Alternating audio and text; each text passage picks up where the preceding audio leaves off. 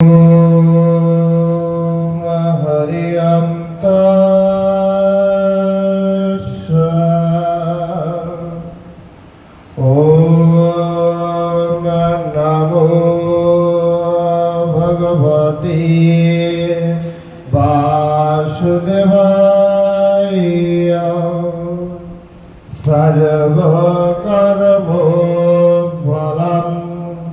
श्रीकृष्णाय अर्पणमस्तु। ॐ अखण्डमण्डलाकारं व्याप्तं येन चराचरं तत्पदं दर्शितं येन तस्मै श्री गुरवे नमः। हे कृष्ण करुणा सिंधु दीनबंधु जगत्पते गोपेश गोपिकाकान्त राधाकान्त नमोस्तुते।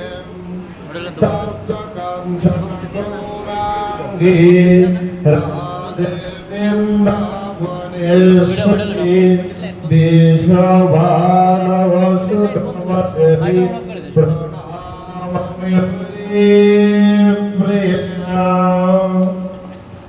वन्दे ब्रह्मोऽशिवरतं पंचपादशमपीनं श्रीहरिपुरुषं वन्दे सुन्दरं वंशाकल्पतरुभ्यश्च कृपा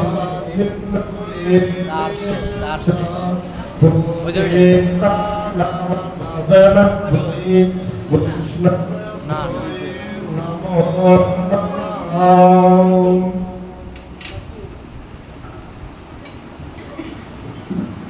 स्वस्ति न इंद्रिय विद्युत्स्रवः स्वस्ति नः पूषा विश्ववेदाः स्वस्ति नस्ताश्वरिण्यमि स्वस्ति नः बृहस्पति ददातु।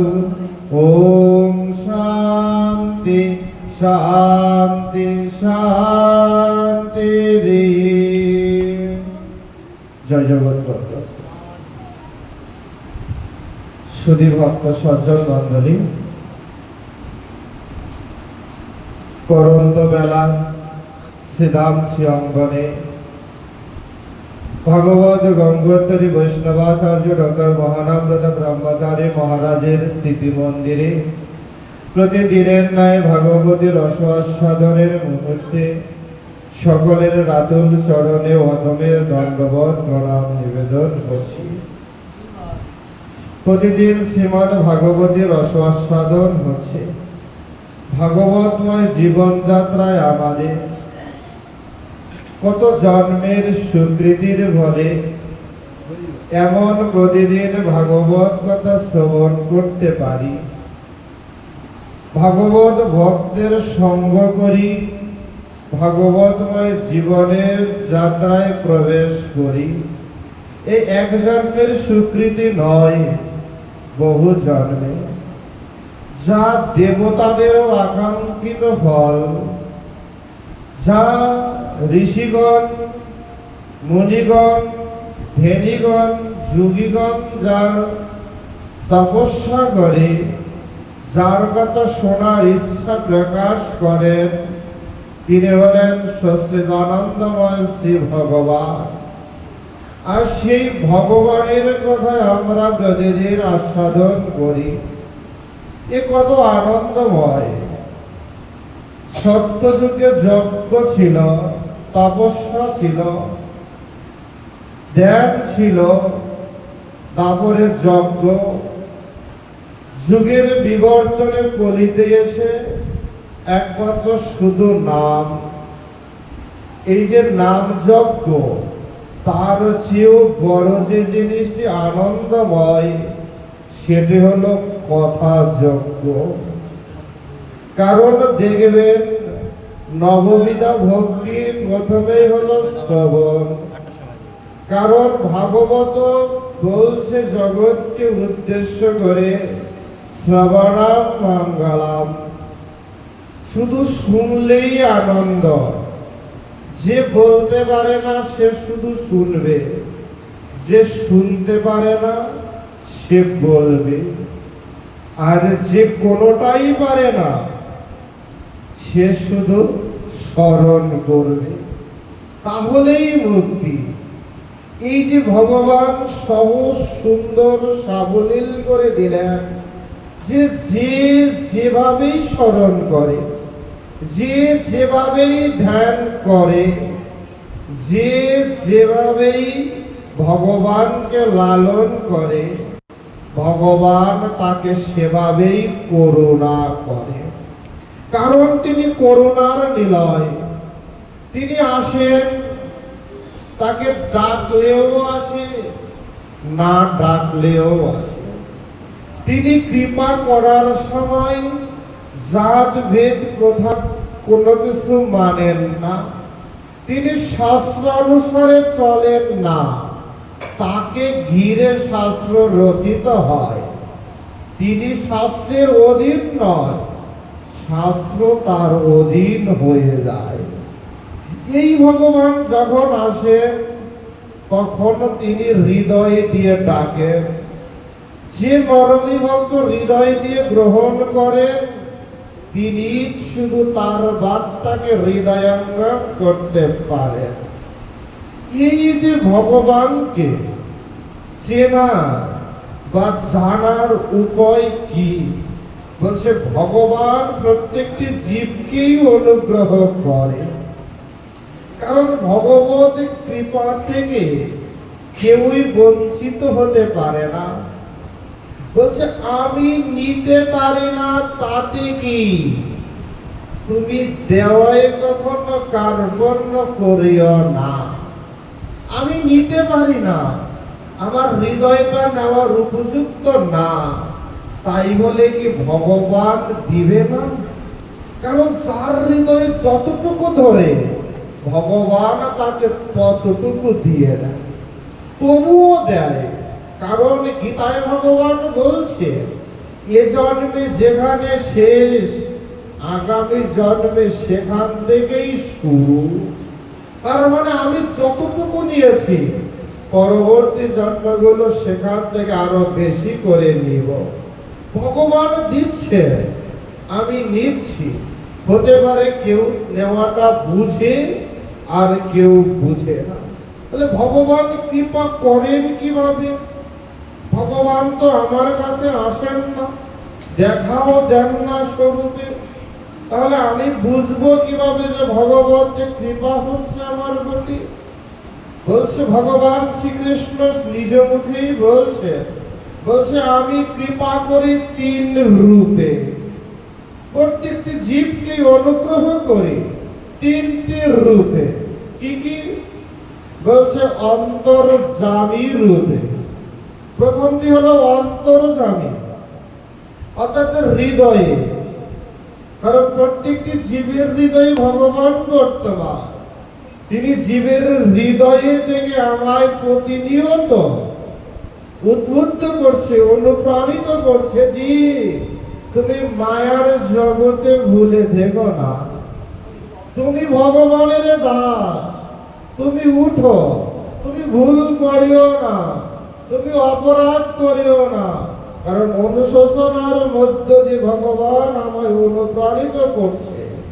ভগবান বলছে তুমি জাগো, তুমি হরিনাম করো, তুমি ভক্ত সঙ্গ করো। ভগবান অন্তর্যামী রূপে অনুগ্রহ করছেন। ভগবান অনুগ্রহ করছেন শাস্ত্র রূপে। কারণ কত সুন্দর করে শাস্ত্র বলছে, কৃষ্ণ বলি যেই জীব অনাদি বহির মুখ, অতএব মায়া তারে দেয় সংসার দূর। আমি ভগবানকে ভুলে আসি, তাই আমার দুঃখ। ভগবানকে ভুললে যদি না থাকি, তাহলে দুঃখ আমার কাছে আসতে ভয় পাবে। সবারই দুঃখ আছে, তবে দুঃখের ধরন এক নয়। সবাই কাঁদে, কেউ দুঃখে পড়ে কাঁদে, কেউ আনন্দে কাঁদে। সবার কান্নার ধরন এক নয়। বলছে সবারই দুঃখ আছে, কিন্তু সব দুঃখ এক রকমের নয়। কারো জগতের মায়ার প্রতি দুঃখ, আর কারো হলো পরমার্থ ভগবানকে না পাওয়ার জন্য দুঃখ। শ্রীপাদ রামদাস বাবাজি রঘুনাথ দাস গোস্বামীর সমাধিপীঠে প্রতিদিন কাঁদে, ঘন্টার পর ঘন্টা কাঁদে। যিনি নাম সিদ্ধ ভজন সিদ্ধ, তিনিও কাঁদেন। কেন কাঁদেন? জিজ্ঞেস করা হলো কেন কাঁদেন? বলছে আমি গৌর হারা হয়ে কাঁদি, আমি নিতাই হারা হয়ে কাঁদি। হে গৌর কৃপা করো, হে নিতাই কৃপা করো। ব্রজের সিদ্ধ মহাত্মা বলছে আপনি কি নিতাই গৌর পাননি? কেন? আমরা তো সবাই জানি সাক্ষাৎ গৌরের সাথে আপনার সঙ্গ, তাহলে আপনি কেন কাঁদেন? বলছে আমি কাঁদি কেন জানো? যাতে গৌর হারা না হই।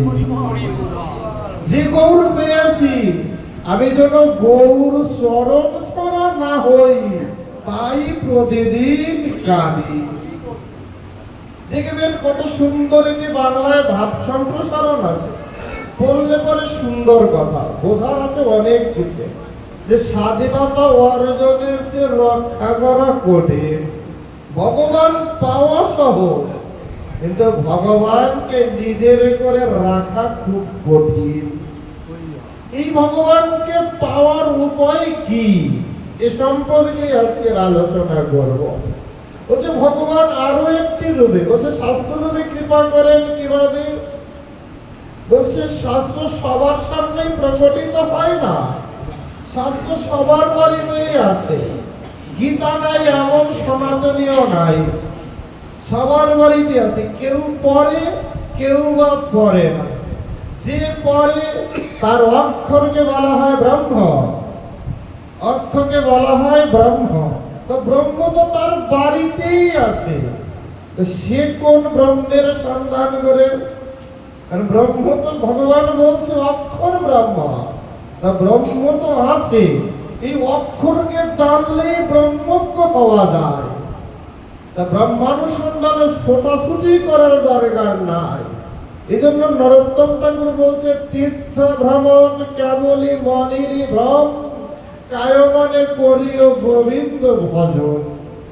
শুধু ছোটাছুটি করলেই ভজন হয় না, বলছে ব্রহ্ম তো ঘরেই আছে, সেই ব্রহ্মকে ধ্যান করিনি। দেখবেন গীতা পড়ি আমরা, কিন্তু সবার গীতার অনুভূতি এক রকমের না। ভাগবত কথা শুনি আমরা, কিন্তু ভাগবতের অনুভূতি সবার সমান না। যাকে যতটুকু ভাগবত কৃপা করেছে, সে ততটুকু কৃপার ফসল ঘরে তুলেছে। এজন্য বলছে সাধু শাস্ত্র কৃপায় যদি কৃষ্ণোন্মুখ হয়, সেই জীব মায়া তাহারও নিস্তর হয়। বলছে দুঃখের কারণ হলো মায়া। আমায় সুখ কে দেয়? মায়া দেয়। আমায় দুঃখ কে দেয়? মায়া দেয়। ভগবান দেয় না, ভগবান দিতে পারেন না। ভগবান দুঃখ কাকে দিবে? কারণ জীব তো সবাই ভগবানের। বলছে কৃষ্ণ চৈতন্য মহাপ্রভু কাঁদেন কার জন্য? বলছে জীবের জন্য কাঁদেন। তাই যে ভগবানের ভক্ত সেও জীব, যে অভক্ত সেও তো জীব। ভগবান কি তার সকল সন্তানের মধ্যে কারো দিকে বেশি ভালো নজর খারাপ নজর দিতে পারেন, পক্ষপাত করতে পারেন? এজন্য ভগবান বলছে আমি সুখ দেই না, আমি দুঃখ দেই না, দেয় কে? মায়া। কেন দেয়? বলছে কৃষ্ণ বলি যেই জীবনাদি বহির্মুখ।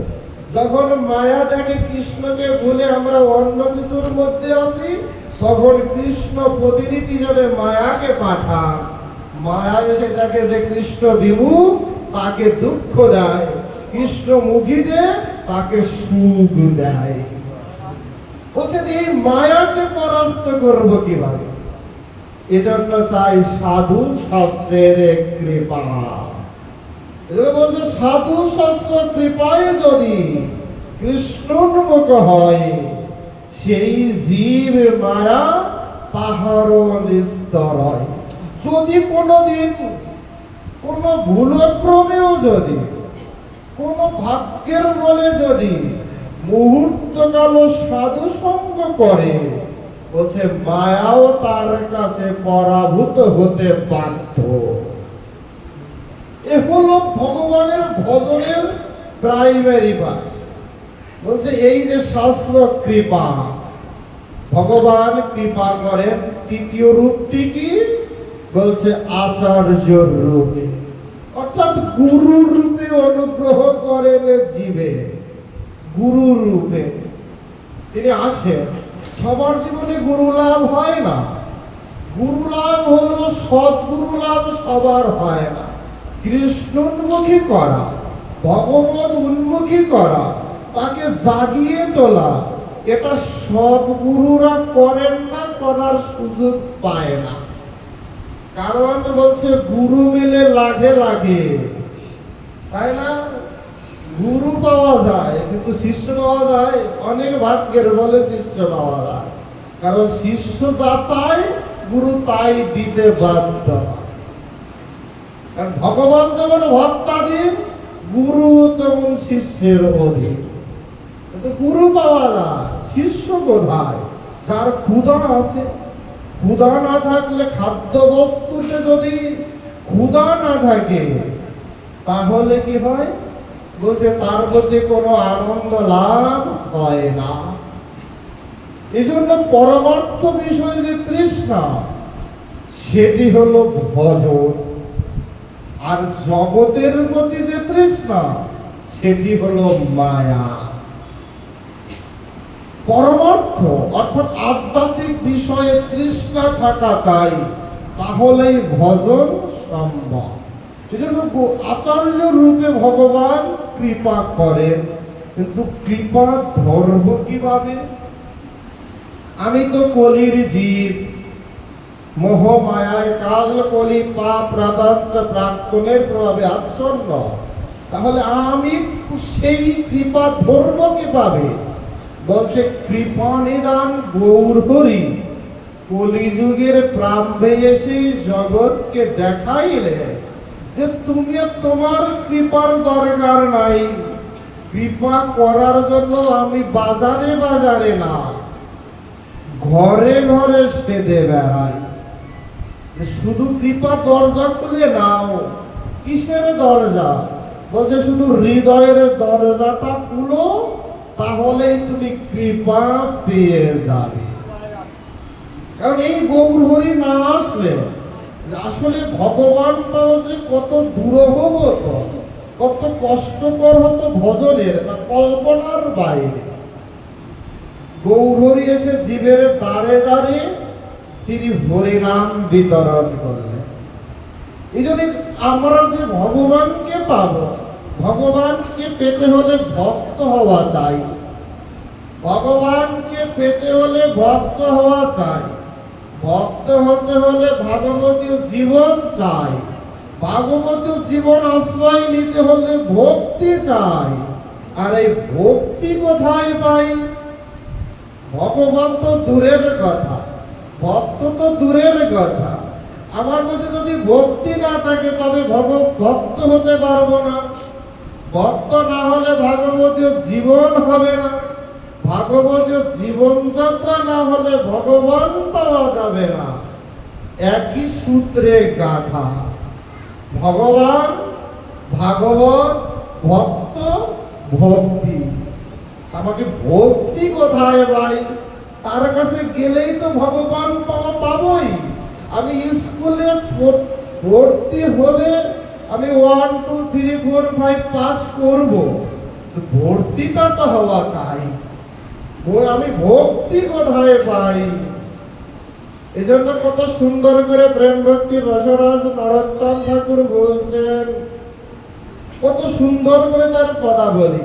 দেখুন, বলছে গৌরাঙ্গের দুটি পদ, যার ধন সম্পদ, সে জানে ভগতি রসসার। গৌরাঙ্গের মধুর লীলা, যার কর্ণে প্রবেশিলা, হৃদয় নির্মল দেলতা।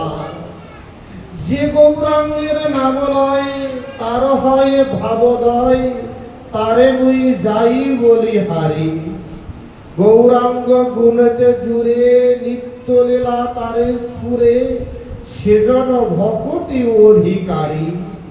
গৌরাঙ্গের সঙ্গীগণে নিত্য সিদ্ধ পরিমাণে, সে যায় ব্রজেন্দ্র সুত পাশ। শ্রী গৌর মণ্ডল ভূমি, যে বা জানে চিন্তামণি, তার হয় ব্রজভূমে বাস।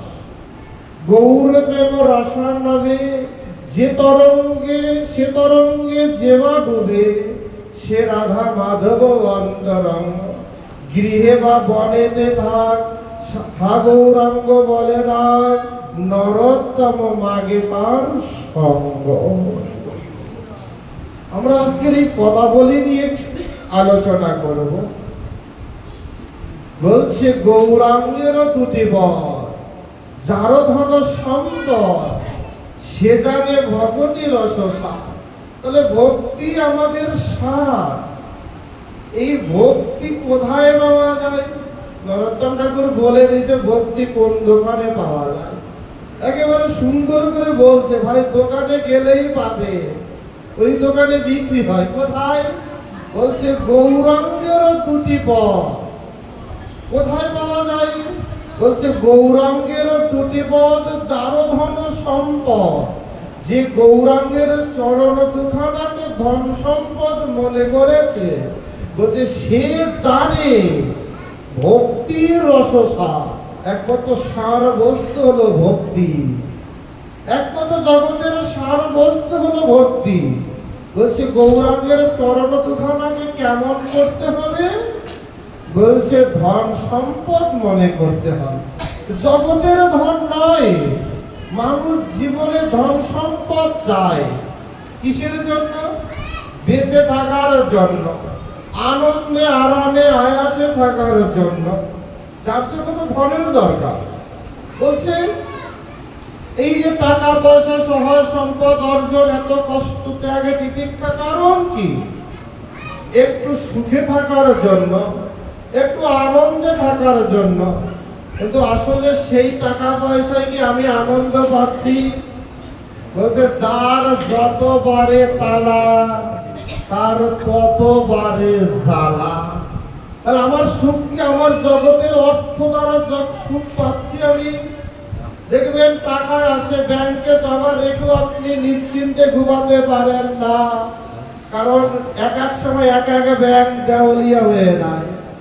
আপনার কষ্ট করা টাকা আপনি ব্যাংকে রেখেও নিশ্চিত না, যে কোনো সময় ব্যাংক থেকে হয়ে যেতে পারে। শুধু ঘরে চুরি করলেই যে চোর হয় তা নয়, ডাকাতি করে এসে সব লুটপাট করে নিলেই সেটাই নয়, এর চেয়ে বড় ডাকাত চোর জগতে আছে। তাহলে আসল সম্পদ কি? আপনার পুত্র সন্তান, কন্যা সন্তান, মনে হয় ছেলে মেয়ে না থাকলে জীবন বৃথা। বলছে তাও দেখবেন স্বার্থের সাথে সম্পর্কিত। দিতে পারলে আছে, না দিতে পারলে নাই। জগতের অর্থ সম্পদ সম্পদ নয়, জগতের বিত্ত সম্পদ সম্পদ নয়, জগতের সন্তানাদি সম্পদ সম্পদ নয়। তাহলে সম্পদ কি? বলছে আসল সম্পদ হলো গৌরাঙ্গের দুটি চরণ। কলিজীবের একটাই সম্পদ, কলিজীবের একটাই সম্পদ, সেটা হলো একমাত্র শ্রী গৌরের দুটি চরণ। এজন্য বলছে গৌরাঙ্গের দুটি পদ, যার ধন সম্পদ, সে জানে ভগতি রসসার। যে একবার গৌরের চরণ দুখানাকে জীবাতু করে নিয়েছে, সে জানে জগৎ শুধুই বৃথা, মায়ার প্রপঞ্চে ভরা, একমাত্র মায়ার প্রপঞ্চে ভরা, আর কিছু না, শুধু একমাত্র ভগবানই নিত্য, আর বাকি সবই মিথ্যে মায়া। এই জন্য কোথায় গেলে আমি ভক্তি পেতে পারি? কোন দোকানে? বলছি একমাত্র গৌরের দোকানে। কারণ ওখানে মূল্যে নয়, বলছে বিনামূল্যে প্রেম ভক্তি বিতরণ করছে। গেলেই পাওয়া যায়, একবার গেলেই পাওয়া যায়। যে চায় সে তো পাই, যে চায় না সেও পায়। কেমন? গৌর লীলায় প্রবেশ করলে দেখবেন, এজন্য বলছি দেখবেন যে গৌরাঙ্গের লীলা এত মধুর লীলা। বৃন্দাবন ধামে যে শাসন আছে একমাত্র গৌরভূমিতেই, একমাত্র গৌরভূমিতেই কোনো অপরাধ নাই, খালি অনাবিল আনন্দ। কারণ শ্রী প্রভু বন্ধু সুন্দর নবদ্বীপকে উদ্দেশ্য করে বলছে, জয় নবদ্বীপ ভারত প্রদীপ। ভারতের প্রদীপ কোথায়?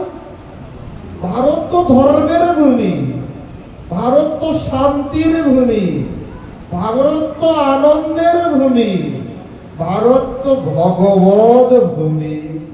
যে ভূমি এত উর্বর, যে ভূমিতে বারবার ভগবান আবির্ভূত হয়, সে রামচন্দ্র রূপে, কৃষ্ণচন্দ্র রূপে, গৌর হরি রূপে, বন্ধু হরি রূপেই হোক, বিভিন্ন রূপে আবির্ভূত হচ্ছে এই ভারত ভূমিতে।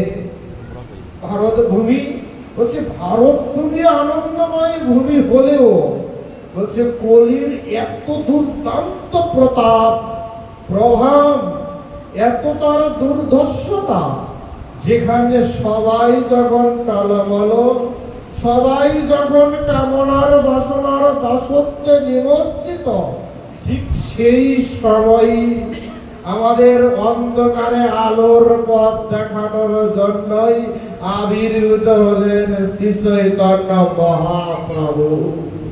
কোথায়? নবদ্বীপে মাঝে। বলছে এমন নবদ্বীপের মতো এমন গ্রাম ত্রিভুবনে আর দ্বিতীয়টি নাই।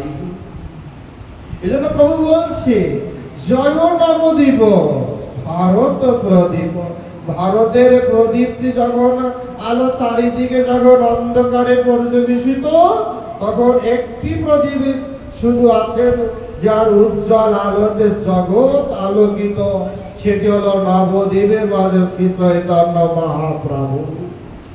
ইনি এতই করুণার অবতার, এতই প্রেম ভান্ডার, তার মধ্যে যাচুক আর না যাচুক তিনি প্রেম বিতরণ করবেন। কেমন? দেখবেন জগাই আর মাদাইয়ের কথা কে না জানি, যেহেতু গৌরের পরবর্তী প্রজন্ম আমরা, কে গৌরের কথা না জানি? আর গৌর কথা যেখানে, জগাই মাদাইয়ের কথাও সেখানে। চাপাল গোপাল আদির কথা জানে না এমন গৌর ভূমিতে কেউ নাই। জগাই মাদাই উদ্ধার পর্ব শেষে, শেষ মুহূর্তে দেখবেন মাদাই বলছে, হে মহাপ্রভু, তোমার কৃপায়, তোমার মতো পরশমণির পরশে আমার মতো খারাপ মানুষও আজ কৃষ্ণ প্রেমে কাঁদে, কৃষ্ণ প্রেমে আনন্দিত হয়। তুমি এমন কি করলে? তুমি কৃপা করো, আমি যেন কৃষ্ণ প্রেমে গলে যেতে পারি। যে কিনা সমাজের উচ্চ শ্রেণীতে জন্ম হয়েও এমন হীন কোনো কর্ম নাই যা তার দ্বারা হয়নি। মানুষের বাড়ি লুণ্ঠন করা, মানুষের বাড়িতে অপ্রয়োজনে আগুন দেওয়া, পর স্ত্রীকে নির্যাতন নিপীড়ন করা, অন্যের সম্পদ নিয়ে ছিনিমিনি করা, এমন কোনো কাজ নাই, করে নাই। আর সেই মাদাই কিনা মহাপ্রভুর কৃপায় তিনি এখনো ভক্ত। কেমন ভক্ত জানেন? মহাপ্রভুর কৃপাটা কত গভীর হতে পারে, যাকে দেখলে মানুষ ভয় পেতেন নবদ্বীপের মাঝে যে ওই আসছে কি যেন ক্ষতি করবে, ওই আসছে বা ওই শোনা যাচ্ছে বা তিনি এখন আসতে পারে, এই ভয়ে যারা ভীত ছিল। আর সেই মহাপ্রভুর কৃপায় মাদাই গঙ্গার তটে একটি ঘাট তৈরি করলেন, সেই ঘাটের নাম মাদাইয়ের ঘাট। প্রতিদিন সকালবেলা গঙ্গায় স্নান করে ওই গঙ্গার ঘাটে, নিজের তৈরি করা ঘাটে, মাদাইয়ের ঘাটে অপেক্ষা করেন। যত তীর্থযাত্রী আসে ঘাটে স্নান করে গঙ্গায়, সকলের চরণ ধুয়ে দিয়ে সবার কাছে জনে জনে ক্ষমা প্রার্থনা করে, জনে জনে ক্ষমা প্রার্থনা করে। হে ভক্ত, তোমরা গৌরের অনুগত, গৌরগত প্রাণ, গৌর তোমাদের জীবাতু। আমি তো গৌরের কিছু হতে পারলাম না, গৌরের জন্য কিছু করতে পারলাম না, তোমাদের চরণ ধুয়ে দেই যাতে তোমাদের কৃপায় আমি গৌরের দেওয়া কৃষ্ণ নাম করে যেতে পারি। কল্পনা করা যায়, যাকে দেখলে মানুষ ভয় পেত, আর তিনি কিনা এখন গৌরের সঙ্গে স্পর্শে এসে তিনি মানুষের চরণ ধরে কাঁদেন যাতে কৃষ্ণ কৃপা পাওয়া যায়। এই হলো গৌর কৃপা। গৌর কৃপা না করলে, গৌরের মধ্যে এত কৃপা ভান্ডার নিয়ে তিনি এসেছেন যে যিনি চায় তিনিও পায়, আর যিনি চায় না তিনিও পায়। তো দুর্ভাগ্য আমাদের, আমরা সব কিছু পেয়েও কোনো কিছুর মূল্য দিতে শিখলাম না, কোনো কিছুর মূল্য দিতে শিখলাম না। যে গৌরের প্রেমে, যে গৌরের প্রেমে ঝাড়খণ্ডের পথে বনের পশু পর্যন্ত কৃষ্ণ নাম করেন, হিংস্র বাঘ সিংহ হিংস্রতা ভুলে গিয়ে গৌরের সাথে একই সাথে হরিনাম কীর্তন প্রেম রসে ডুবে, বর্ণ হস্তি যার সমস্ত কিছু ভুলে গিয়ে গৌরের সাথে প্রেম জললীলায় মত্ত হয়, হিংস্র বা বিষধর সর্ব যে সমস্ত ভুলে কৃষ্ণ প্রেমে গলে যায়, যার প্রেমে, যার দেওয়া কৃষ্ণ নামে পাথর পর্যন্ত গলে যায়, শিবানন্দের কুকুর পর্যন্ত যার কথায় কৃষ্ণ নাম করে। দুর্ভাগ্য আমাদের, আমরা তার কথা শুনলাম না, বুঝলাম না, আর হৃদয়ে নিলাম না। এই জন্য বলছে, যে একমাত্র গৌরাঙ্গের চরণে একবার পৌঁছায়, যে গৌরাঙ্গের চরণ দুখানাকে জীবাদু হৃদয়ে একবার ধারণ করে, সে জানে ভক্তি একমাত্র রসসার, ভক্তি ভিন্নে মুক্তি নহে। বলছে ভক্তি বিনে মুক্তি নহে। এরপরেই বলছেন নরোত্তম ঠাকুর, দেখো বলছে গৌরাঙ্গের মধুর লীলা যার কর্ণে প্রবেশিলা, হৃদয় নির্মল ভেলতা। গৌরাঙ্গের মধুর লীলা, প্রত্যেকটি লীলা মধুর। বলছে যার কর্ণে একবার প্রবেশ করেছে, যদি থাকে কান, না থাকলে তো কথা নাই, যার কান থাকে, বলছে যার কান থাকার পর একবার গৌরের কথা শুনেছ তো, বলছে হৃদয়টা, বলছে হৃদয় নির্মল ভেলতা, হৃদয়ের সমস্ত কামনা বাসনা হিংসা বিদ্বেষ অহংকার সব চলে গিয়ে শুদ্ধ সাত্বিকতায় ভরে ওঠে। কারণ শ্রীমন মহাপ্রভু বলছে, সে তো ধর্মনা মহারানা ভব মহাদাবাগ্নি নির্বাপনা, বেশি কথা নয় তো। বলছে শুধু হৃদয়টা পরিষ্কার করলেই ভগবান পাবে। আর নরোত্তম ঠাকুর বলছে যে এই হৃদয় পরিষ্কার করার একটাই ওষুধ, একটাই ওষুধ। কারণ দেহের উপরে, চামড়ার উপরে সাবান, পাউডার, সোডা, ক্রিম মাখা যায় পরিষ্কার করতে, কিন্তু ভিতরে কি কিছু দেওয়া যায়? ওখানে কি পাউডার দেওয়া যায়? সাবান, লাক্স সাবান, ভিমসার পাউডার দেওয়া যায় পরিষ্কার করতে? বলছে ওখানকার জন্য সাবান আছে, ওখানেও পাউডার যায়। সেটা কি? বলছে গৌরাঙ্গের মধুর লীলা। যার কর্ণে বলছে যার কর্ণে প্রবেশিলা, যে একবার শুনলি তো ভিতরে প্রবেশ করে। আর ভিতরে প্রবেশ করলে গৌরাঙ্গের লীলার কথা শুনেই, লীলার কথা শুনেই হৃদয়ের অহংকার পলায়, অহংকার পলায়। কারণ যেই নাম সেই কৃষ্ণ ভজন নিষ্ঠা করি, নামের সহিত আছেন আপনি শ্রীহরি। গৌরাঙ্গের নামের মধ্যেই গৌর আছে। গৌর কি একা আছে? গৌর কি একা আছে? বলছে গৌর একা নয়। তিনি বলছে তিনি একা নয়, তিনি যে দুইজন। বলছে রাধা কৃষ্ণ দুই দেহ এক আত্মা, রাধা কৃষ্ণ এক আত্মা দুই দেহ ধরি, অনন্যে বিলাস রস আস্বাদন করি।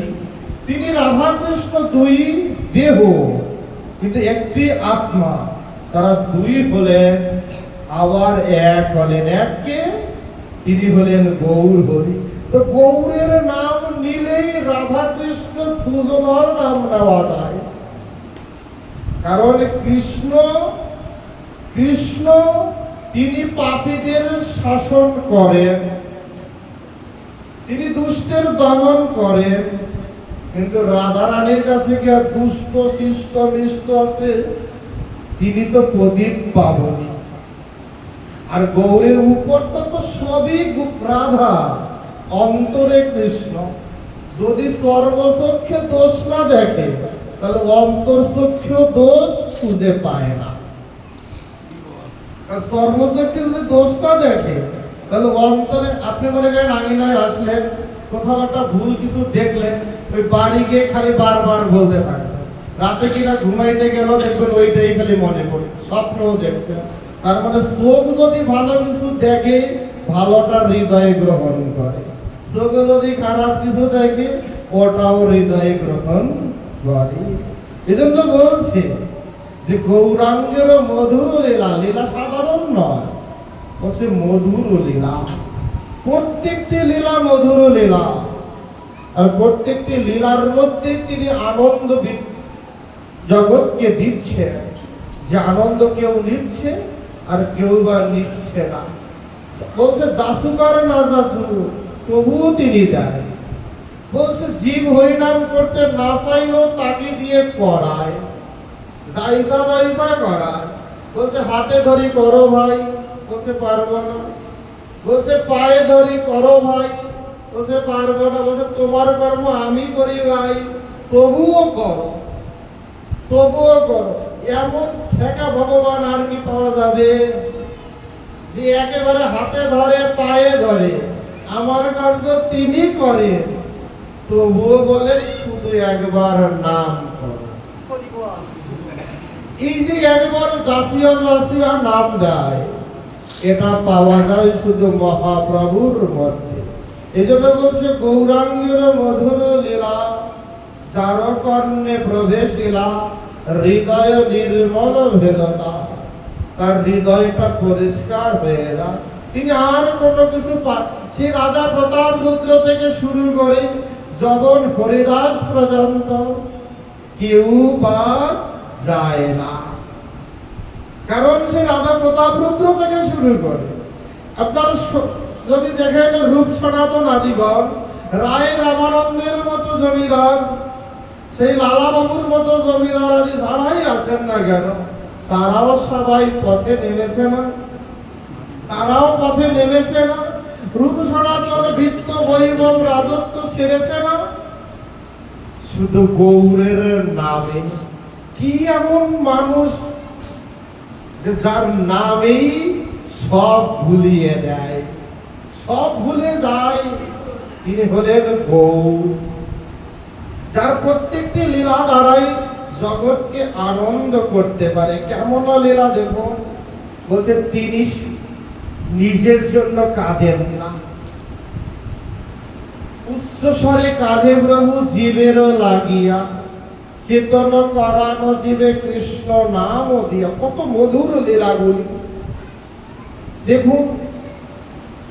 শ্রীমন মহাপ্রভু সন্ন্যাসের পূর্ব রাত্রে, সন্ন্যাসী হওয়ার পূর্ব রাত্রে বিষ্ণুপ্রিয়া দেবী দেখলেন মহাপ্রভু তার ঘরে নাই। কোথায়? অনুসরণ করতে করতে গিয়ে দেখলেন তিনি গঙ্গার ঘাটে দাঁড়িয়ে, উদাস মনে গঙ্গার দিকে তাকিয়ে আর অঝরে কাঁদছে। বিষ্ণুপ্রিয়া দেবী একবার মহাপ্রভুর দিকে তাকায়, আবার গঙ্গার দিকে তাকায়, যে কার জল বেশি?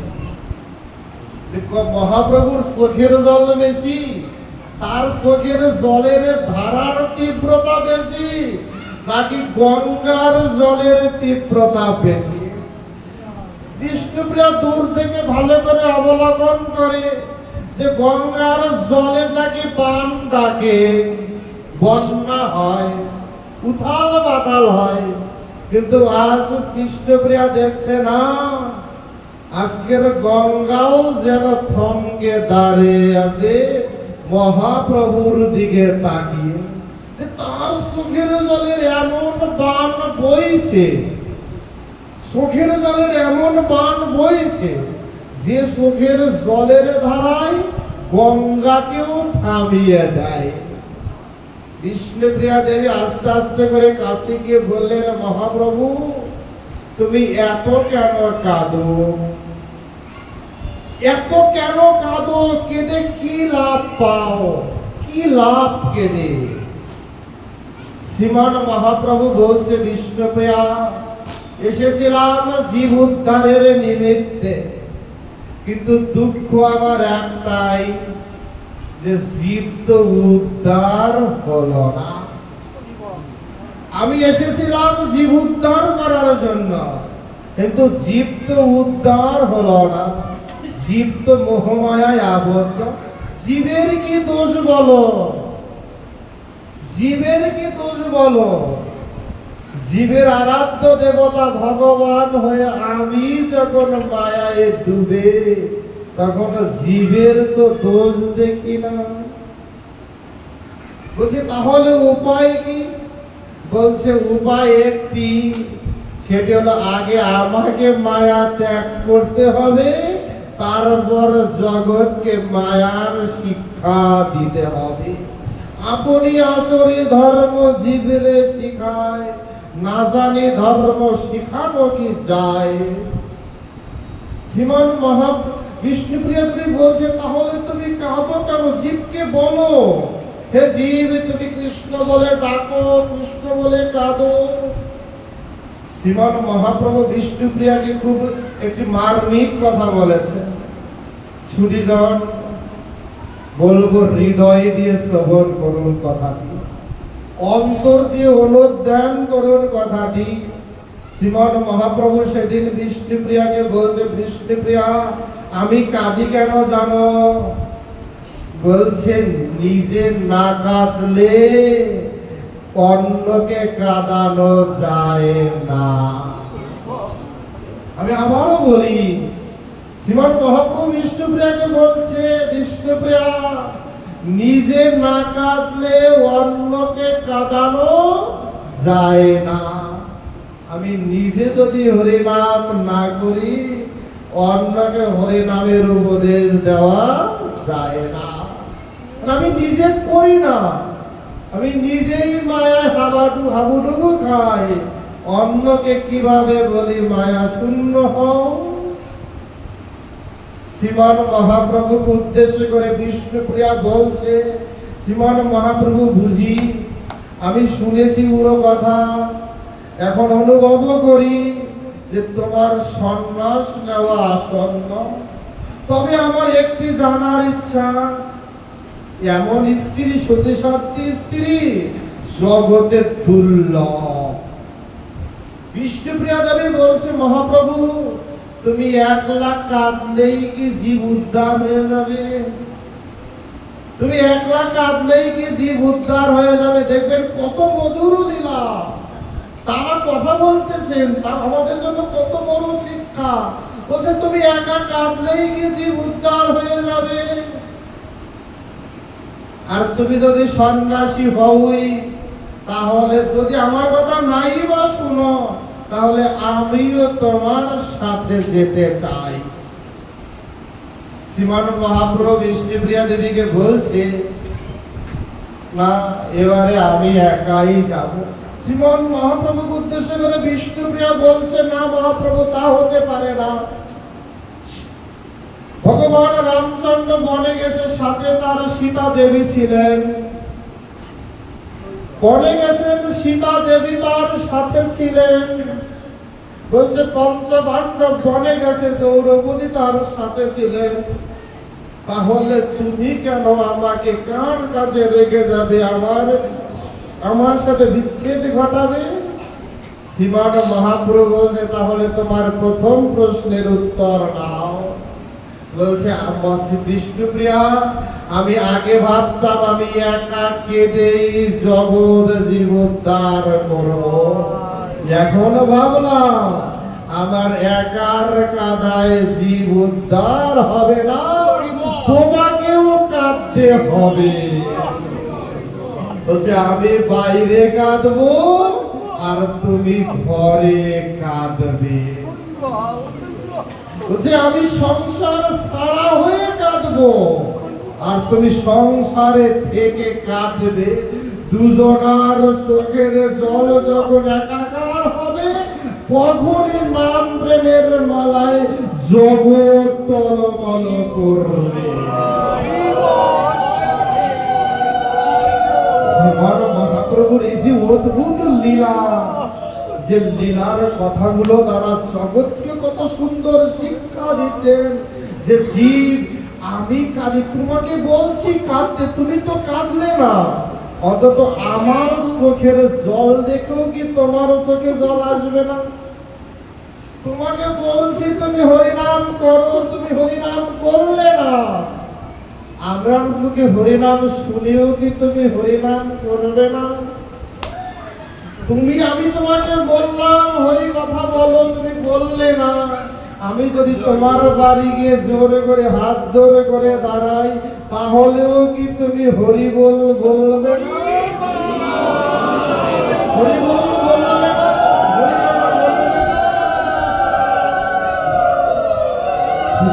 মহাপ্রভুর এই যে মধুর শিক্ষা, আনন্দময় প্রেমময় শিক্ষা, এই জন্য বলছি গৌরাঙ্গের মধুর লীলা যারো কর্ণে প্রবেশ।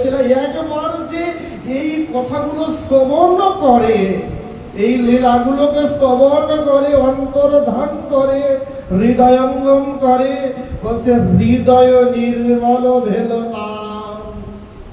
তার হৃদয়ে যদি অহংকার বিন্দু মাত্র বাসা বাঁধে, গৌর প্রেমে সব এসে যায়। সে গঙ্গা প্রয়াগ যমুনা নারিল ডুবাইতে, মহাপ্রভু ডুবাইলেন কৃষ্ণ প্রেমের বন্যাতে। শ্রীমান মহাপ্রভুর নাম এত আনন্দময় যে যার একবার শুধু শুনে সেও সব আত্মভোলা হয়ে যায়। এর বাস্তব দৃষ্টান্ত মহাপ্রভুর লীলা। যাদব আচার্যের ঘরেরই তিনি বসেছিলেন, ঘরের সবজি আমানি করতে, রান্না করবেন উদর পূর্তির জন্য। হঠাৎ করে শুনলেন শ্রীমান মহাপ্রভু সপার্ষদ কীর্তন করে ছুটছেন।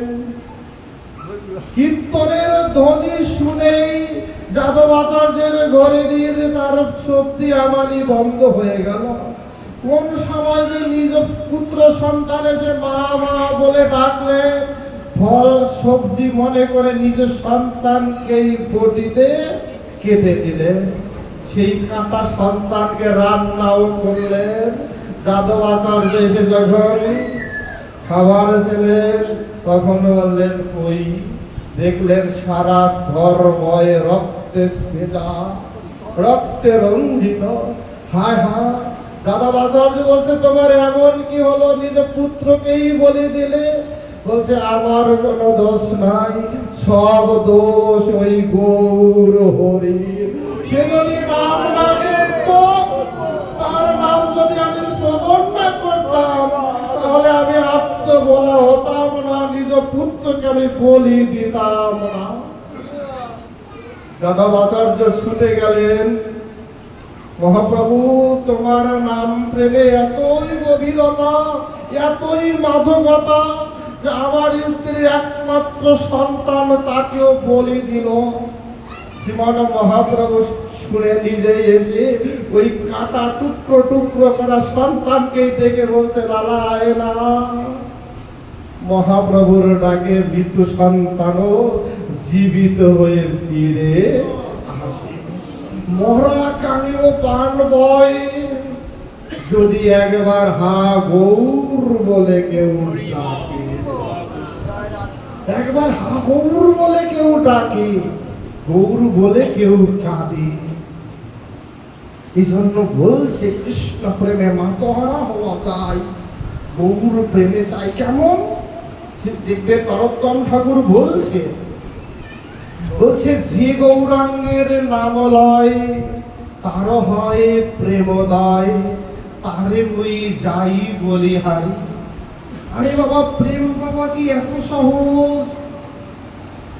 নরোত্তম ঠাকুর প্রেম ভক্তি চন্ডিকায় বলছে, শ্রদ্ধা, সাধু সঙ্গ, অনর্থ নিবৃত্তি, ভজন ক্রিয়া, নিষ্ঠা, রুচি, আসক্তি, ভাব, প্রেম, ৯টি স্তর পার করে তারপরে প্রেম পাওয়া যায়, প্রেম পাওয়া যায়।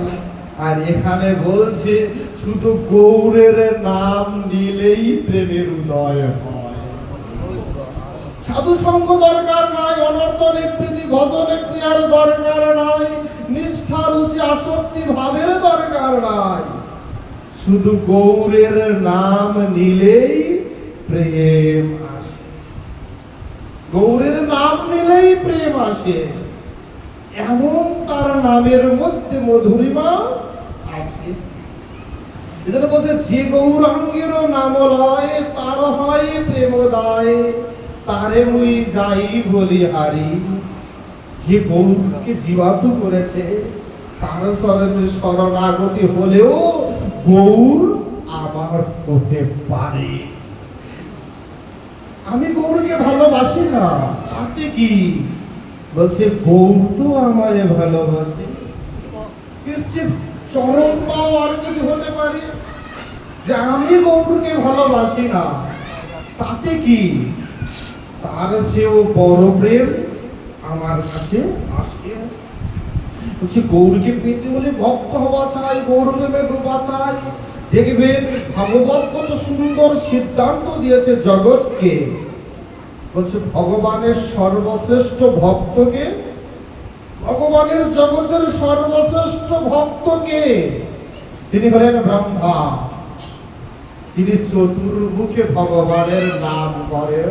বলছে ব্রহ্মার চেয়েও সর্বশ্রেষ্ঠ ভক্তকে, তিনি হলেন মহেশ্বর শিব, যিনি পঞ্চমুখে হরি নাম করেন। বলছে তার চেয়েও সর্বশ্রেষ্ঠ ভক্তকে, তিনি হলেন পঞ্চ পাণ্ডব।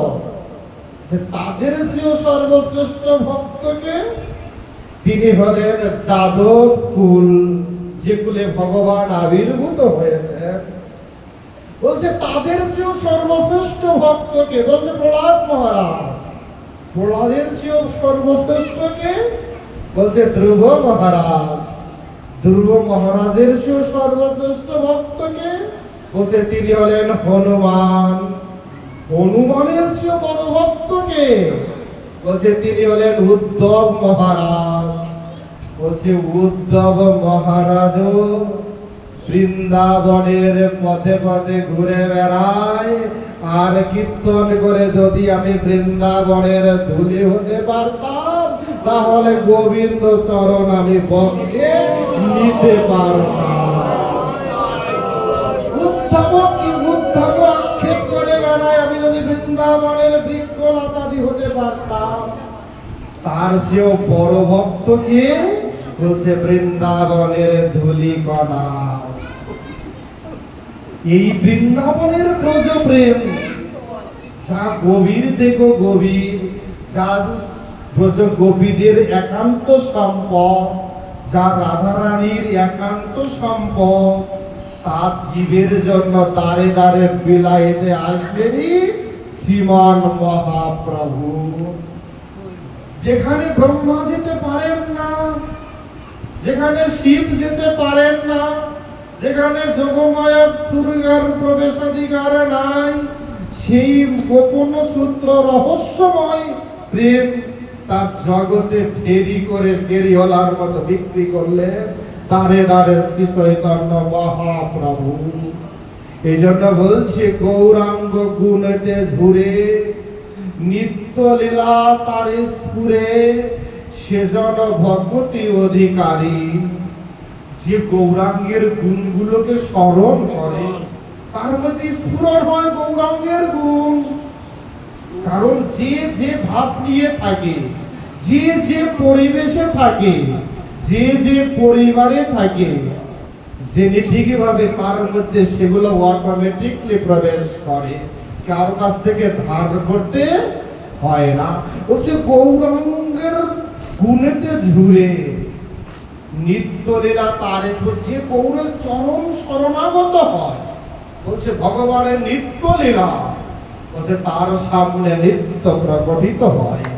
শুধু গৌরের নাম নিলেই হবে, গৌর লীলা স্মরণ করলেই হবে, তাহলে নিত্য লীলা মানে কৃষ্ণ লীলা, নিত্য লীলা কৃষ্ণ লীলা, তা কি হবে?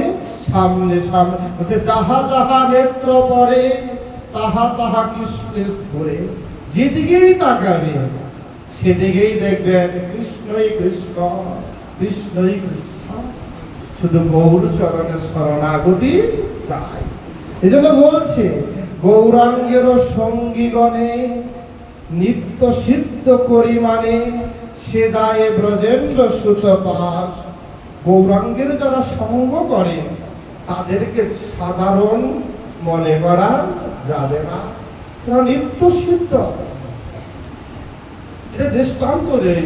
কয়েকদিন আগে বংশীদাস বাবাজির মহাপ্রয়াণ তিথি গেলে নবদ্বীপের বৃন্দাবনের 3 জন সিদ্ধ মহাত্মা, তার মধ্যে একজন হলেন বংশীদাস বাবাজি। তিনি তার শেষ জীবনের কাটিয়েছেন নবদ্বীপে। কারণ কি জানেন?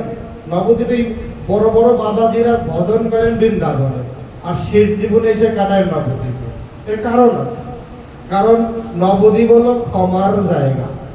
যদি কোনো সিদ্ধ মহাত্মারা ভাবে যদি বৃন্দাবনে ভজনে কোনো ধাম অপরাধ হয়ে যায়, কোনো নাম অপরাধ হয়ে যায়, কোনো ভুলক্রমে যদি মনের অজান্তে যদি কোনো সেবাপরাধ হয়ে যায়, একমাত্র বৃন্দাবন ছেড়ে নবদ্বীপে গেলে তখন সব ক্ষমা হয়ে যায়।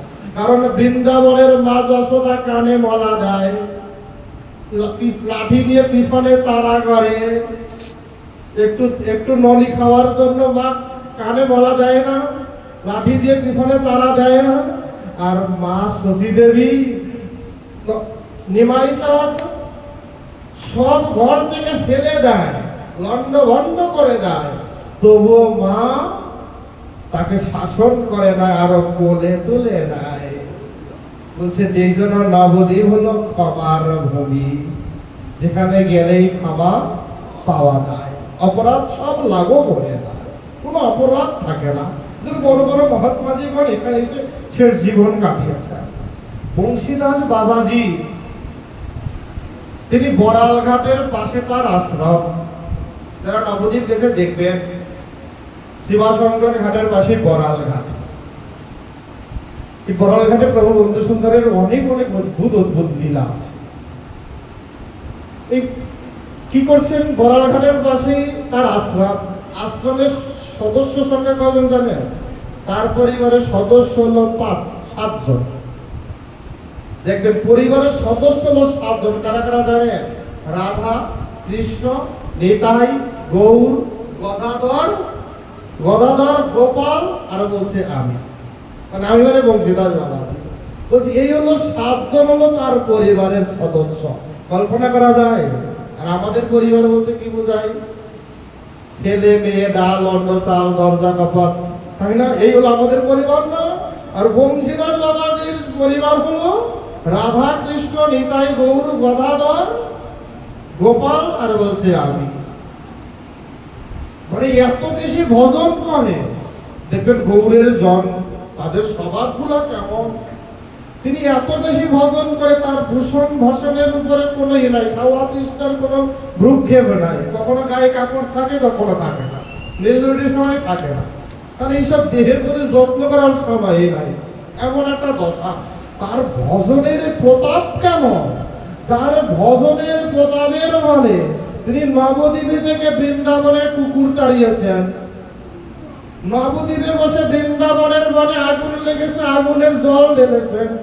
ভজনের প্রভাব কল্পনা করা যায়? সবাই তো ভগবান পাইতে চায়, ভজনের বেলায় নবরঙ্গা। তখন আর না ওই জায়গায় 2 মিনিট জপ করবো, তখন আর সময় নাই, কষ্ট হয়ে যায়, তাই না? আর ভজন কাকে বলে এদের না দেখলে বোঝা যায় না।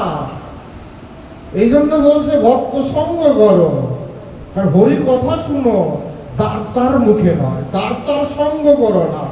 আদর্শলিপি পড়া থাকলে দেখবে বলছে অসৎসঙ্গ ত্যাগ করো। আমি তো জানি না সৎসঙ্গ কোনটা, অসৎসঙ্গ কোনটা, কোনটা ত্যাগ করা উচিত আর কোনটা গ্রহণ করা উচিত। মানে এগুলো আসে না কেমন পড়াশোনা, এখন তো এগুলো এখন এপার অ্যাপেল, বিফর বল, ওই অ্যাপেল অ্যাপেল হয়ে যাচ্ছে, তাই না?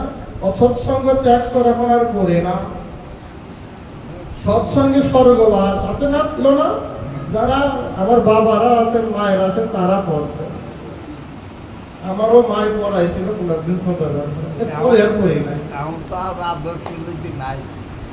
নাই, আমাদের কপাল নাই। আছে সবই, আমরা পড়ি না, পড়াইও না।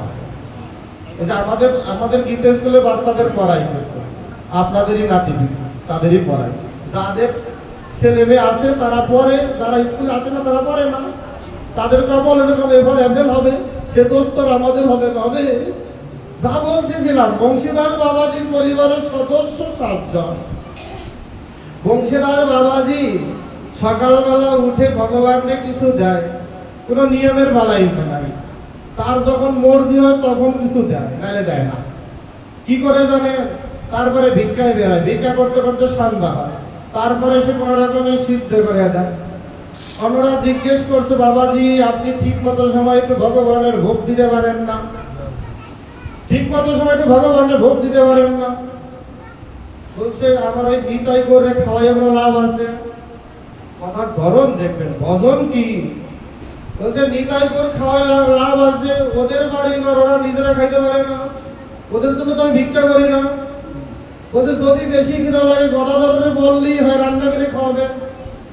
ও কত সুন্দর গভীর কথা। বলছে গৌরের বাবা কি আমাকে চাকর রাখছে নাকি ওরে ভিক্ষা করে খাওয়াবো? এই যদি একটা সাধু মানুষ বলে, তাহলে আমাদের মতো মানুষ কি মনে করি? হ্যাঁ, তাহলে সাধুর একেবারে কাঠ করায় দাঁড় করায় বিচার শুরু করি না? কিন্তু নবদ্বীপবাসী তা করে না। তারা জানে বংশীদাস বাবাজির সাথে নিতাই গৌরের সম্পর্কটা কি। বলছে ওরে যে আমি ভিক্ষা করে খাওয়াবো, ওর গৌরের বাপ কি আমায় চাকর রাখছে যে আমি ভিক্ষা করে খাওয়াবো? কাজটা কি? দরজা খোলা থাকে মন্দিরের, আমি ভিক্ষা করতে যাই, গরু এসে এখানে লন্ড ভন্ড করে, তারাইতে পারে না। কাজটা কি? বলছে তাহলে ভিক্ষা করেন কেন? বলছে ভিক্ষা করি 2 জনের জন্য। কার কার? বলছে ভিক্ষা করি আমি ওই রাধা আর কৃষ্ণের জন্য, নিতাই গৌর গদাধরের জন্য নয়। কারণ রাধা কৃষ্ণের জন্য ভিক্ষা করি কেন জানো?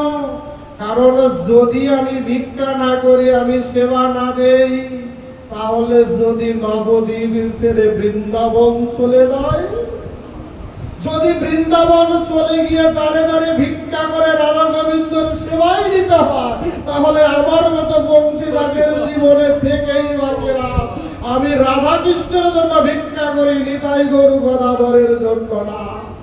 কারণ আমার রাধা গোবিন্দ ভিক্ষা করবে দাঁড়ে দাঁড়ে, চাইবে, তা আমি সহ্য হবে না। ভজন কাকে বলে? গৌরগত প্রাণদের ভজন কেমন? নিতাই গৌর বলছে, বংশীদাস অনেকদিন স্নান করে না, স্নান করাবে না? বলছে পাশেই গঙ্গা, যাও না, মন মতো স্নান করে আসো না। কে বাধা দেয়? নিতাই গৌর প্রতিদিন নিজে নিজেই হেঁটে হেঁটে গিয়ে গঙ্গায় স্নান করে ফিরে আসে, কোনো কোনো মরণীজন দেখতে পায়। গোপাল, ছোট্ট গোপাল বলছে, বংশীদাস আমায় স্নান করাবে না? বলছে, ছোট মানুষ, তোমার যেতে হবে না, আমি নিয়ে যাব। পাশেই পুকুর, গলার মধ্যে দড়ি পেঁচিয়ে গোপালকে পুকুরের মধ্যে ছেড়ে দিয়েছে। আমি তো মনে করি কাঠ মাঠ পাথর এর মূর্তি, বংশীদাসের সাক্ষাৎ গোপাল। গলায় দড়ি পেঁচিয়ে তারপর জলের মধ্যে ছেড়ে দিয়েছে।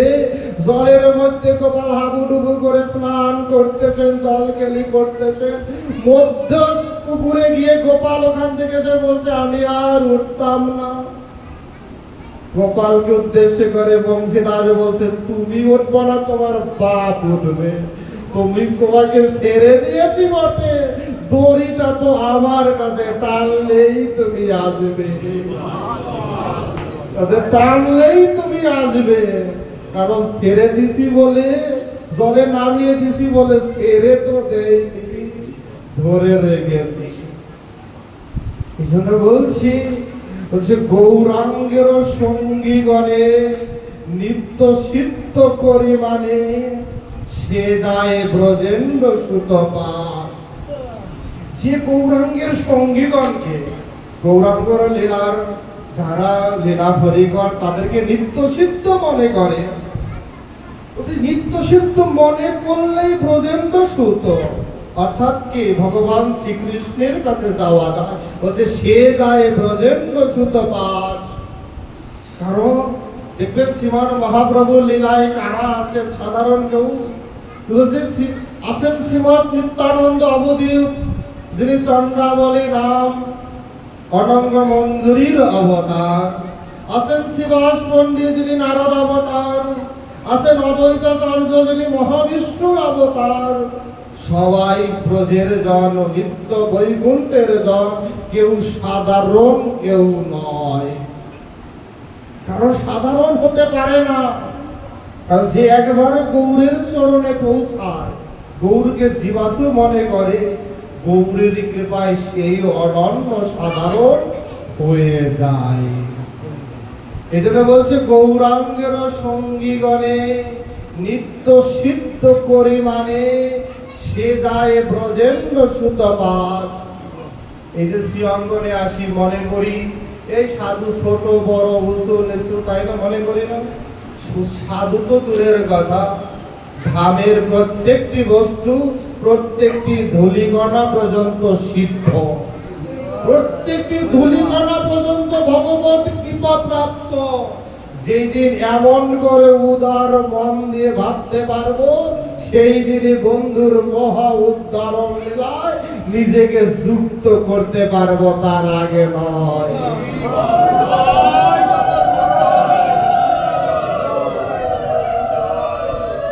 এরপরে নরোত্তম ঠাকুর বলছে, শ্রী গৌর মন্ডল ভূমি যে বা জানে চিন্তামণি, তার হয় ব্রজ ভূমে বাস। গৌর মন্ডল ভূমি, আমরা কি গৌরমণ্ডলের বাইরে?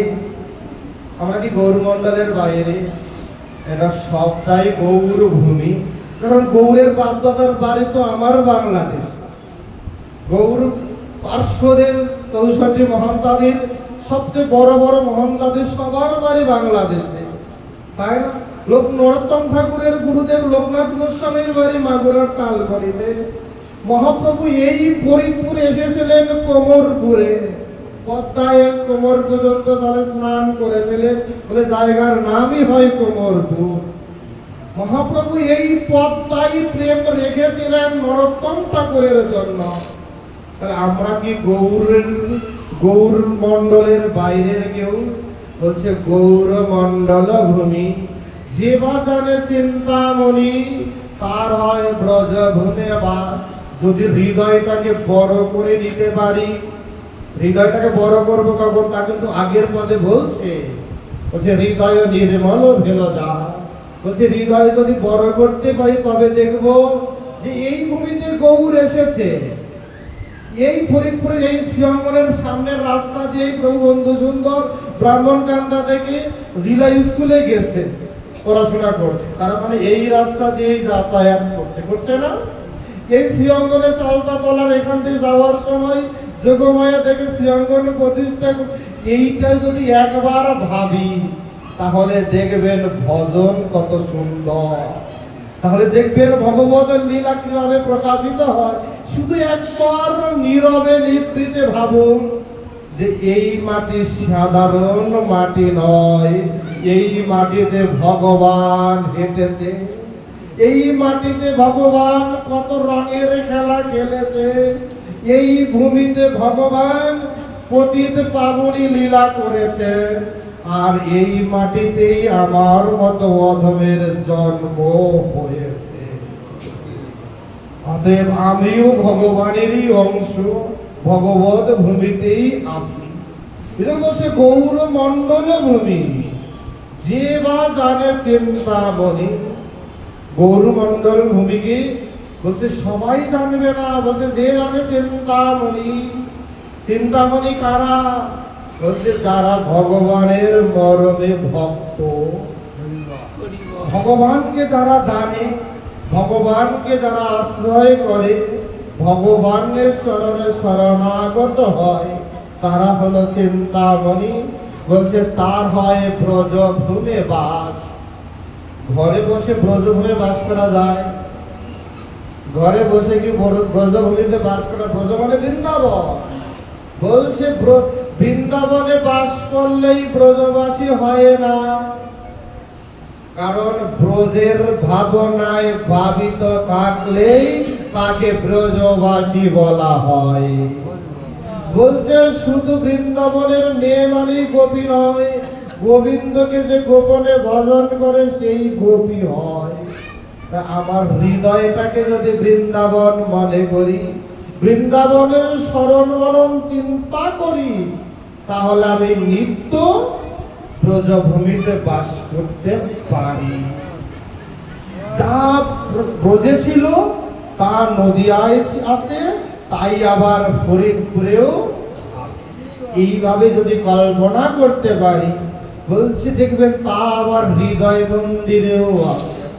আছেন না? এই জন্য বলছে গৌর মণ্ডল ভূমি যে জানে চিন্তামণি তার হয় ব্রজভূমে বাস। গৌরমণ্ডল ভূমিকে হৃদয় মণ্ডল ভূমি ভাবা চাই, তাহলেই আমার ব্রজভূমিতে বাস সম্ভব। বলছে গৌর প্রেম রসার নবে যে সে তরঙ্গে যে বা ডুবে, সে রাধা মাধব অন্তরঙ্গ। একবার গৌর প্রেমে ডুবে দেখুন না, গৌর প্রেমটা কেমন। যদি চৈতন্য চরিতামৃত দেখি, চৈতন্য চরিতামৃত দেখি দেখবেন সেখানে বলছে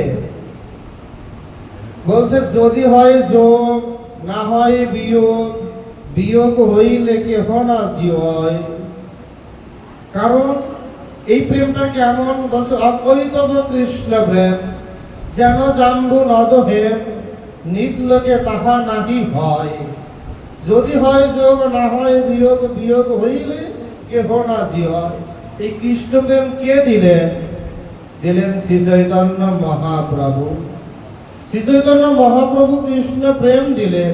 এই প্রেম যার জীবন একবার এসেছে ভগবত কৃপায়, সে জানে এই প্রেমের বিক্রম কেমন, এই প্রেমের বিক্রম সিংহ প্রতাপ কেমন, কারণ সে আর ঘরে থাকতে পারে না।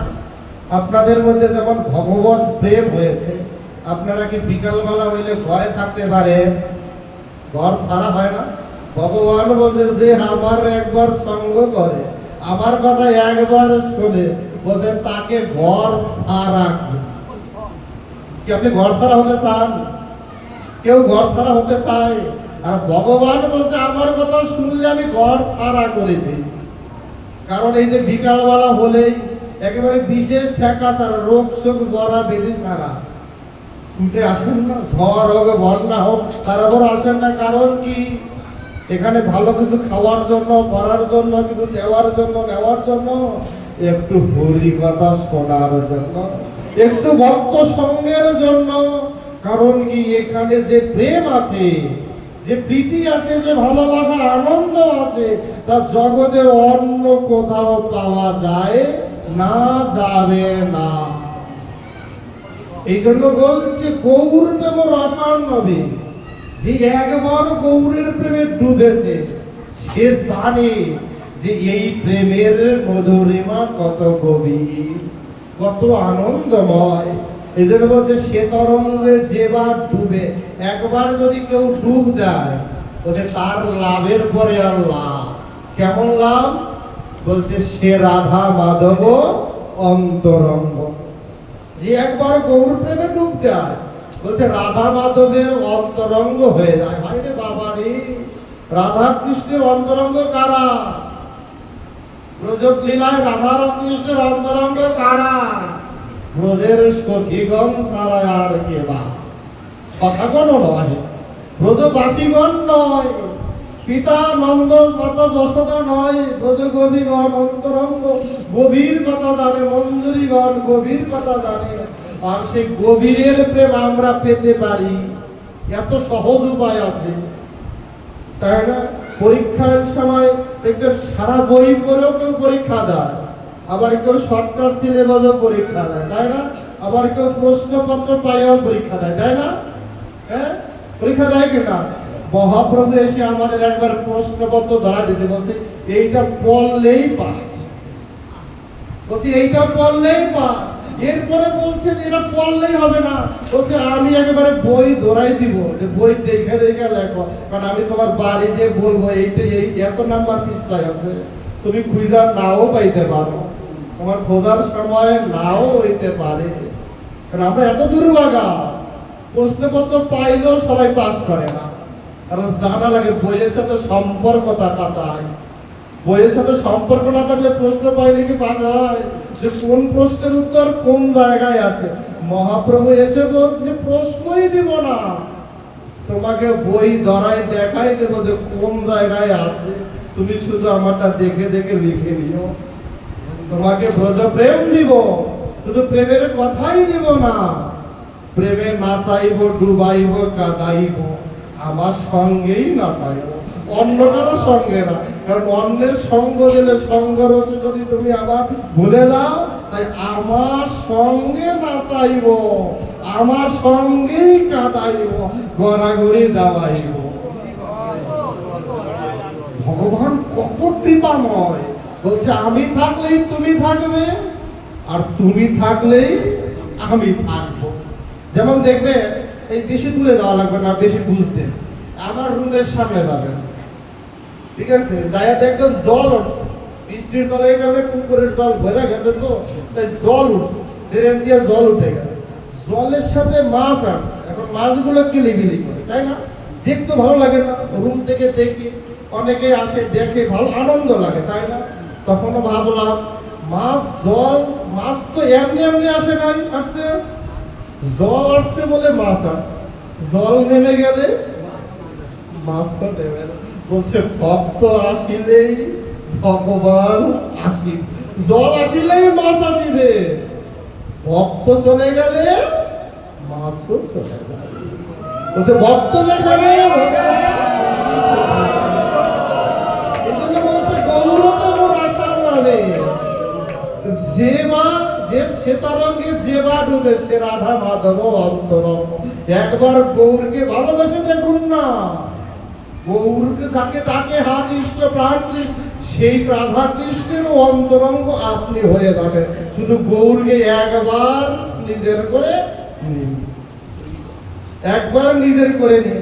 এখন শ্রীঅঙ্গন ক্যাম্পাসে এই বন্ধু কিশোর বলেন, এই অনন্ত বন্ধু বলেন, ভক্তিদান বন্ধু বলেন, এই বন্ধুদের না ধরে যদি একেবারে কান্তি বন্ধুরে ধরা যায় তাহলে কি হয়? তাহলে আঙিনাটা আপনার হয়ে যায় না?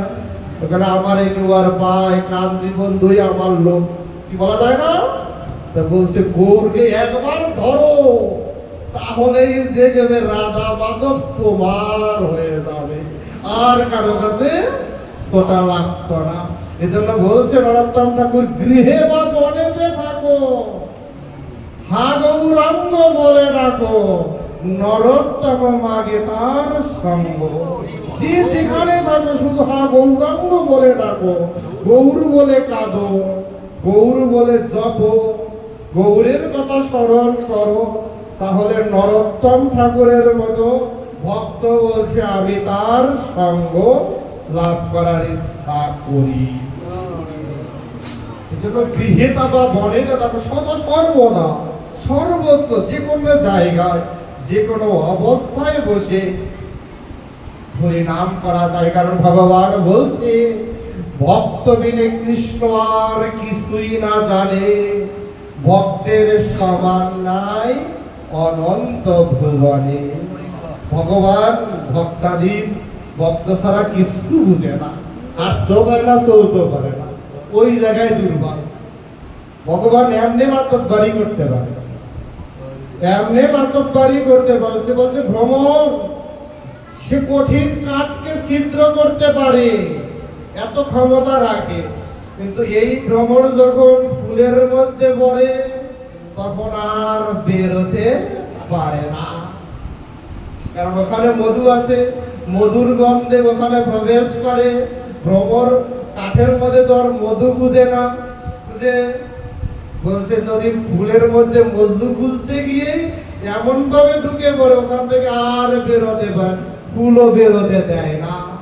বলছে ভগবান এমনি ক্ষমতা দেখাইতে পারে, আশেপাশে নাড়াইতে পারে সবাই, কিন্তু ভক্তের কাছে গেলে উনি একেবারে নরে বরে হয়ে যায়, খেলা বেলা একলা খেলা হয়ে যায়, তখন আর কিছুটি বুঝে না, কিছু জানে না, এমন একটা ভাব ধরে হারে যেটা একেবারে ফোকা, কিছু করতে পারে না, তাই না?